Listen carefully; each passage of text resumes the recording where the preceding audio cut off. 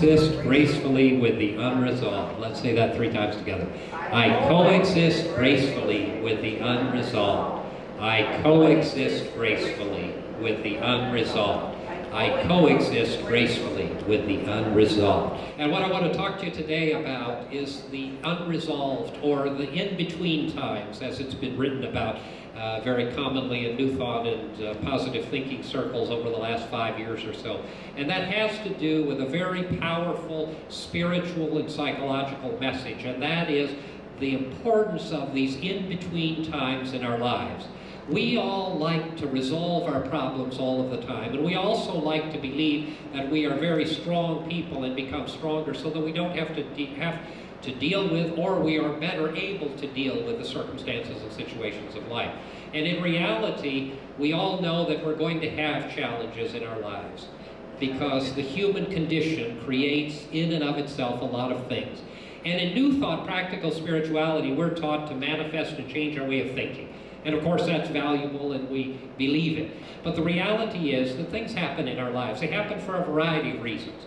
And they happen because we do things and we fail to do things. They also happen because other people do things or fail to do things, and that we have very little to do with, but we become partners and participants with them in the process. Scripture tells us, Jesus said, that you could move mountains. And I think that from a metaphysical and a practical Christianity standpoint, he probably meant something different than moving physical mountains.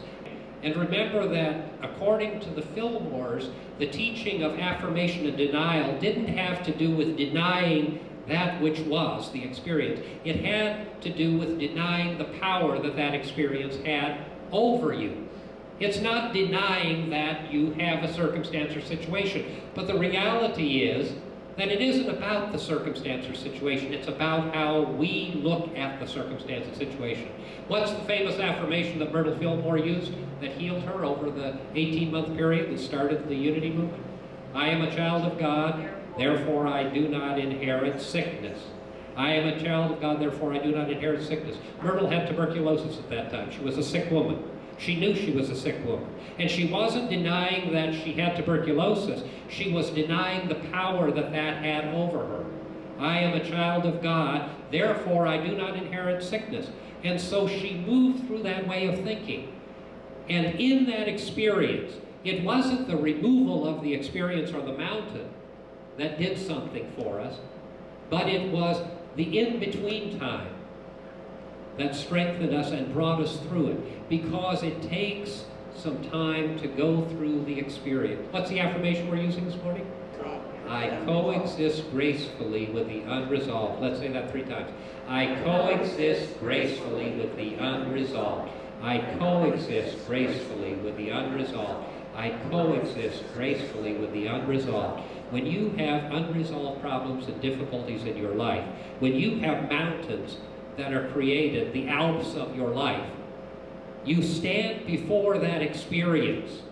And as you stand before that experience, it is your choice and your decision about how you shall proceed and how it is that that experience will play out in your life. And one of the things that I talk so much about and have for these 30 years is that in this whole movement of spirituality and thought, it is so tremendously important for us to experience and feel the way that we feel. But the key is not to stay there if we don't want to stay there, and to decide what it is we need to do. And sometimes to make a decision, we have to get away from the problem. And we have to put a fence around it. And we have to leave it alone.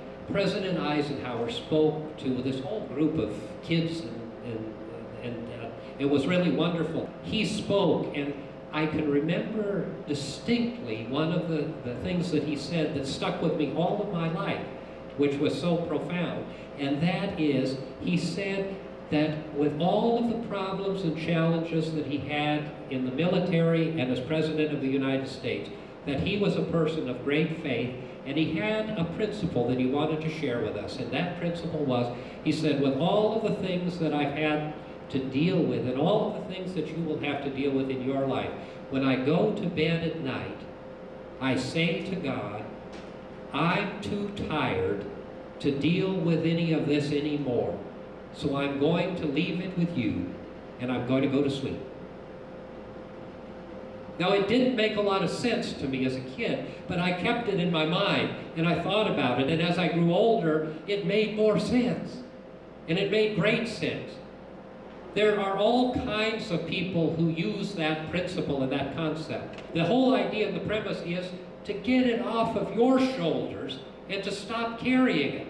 And it doesn't matter whether it's President Eisenhower going to bed at night and saying, I'm not going to worry about this anymore, or a Catholic saying, I'm going to offer it up, or a fundamentalist saying, I'm going to give it to Jesus, or whether it's a Buddhist that says, I'm going to meditate it into nothingness. It's all the same.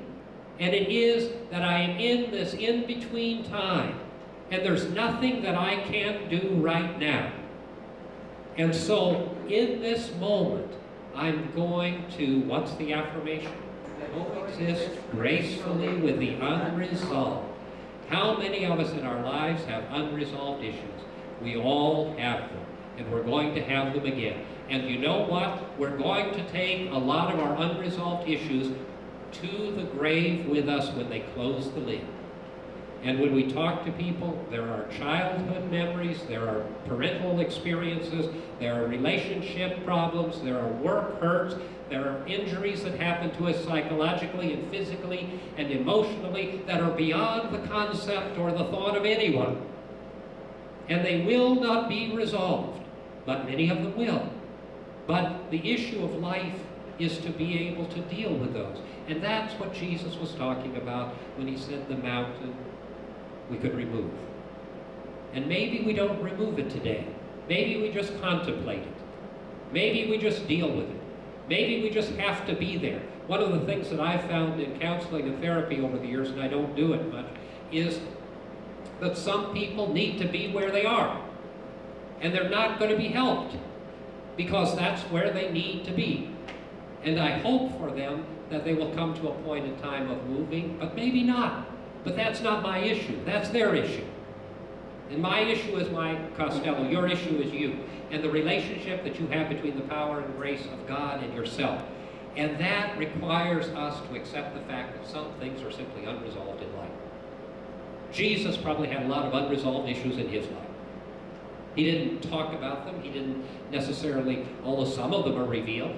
We won't go into them today. But the fact is that his life was like our life. And in those experiences, and we could go through them scripturally, Gethsemane was an experience.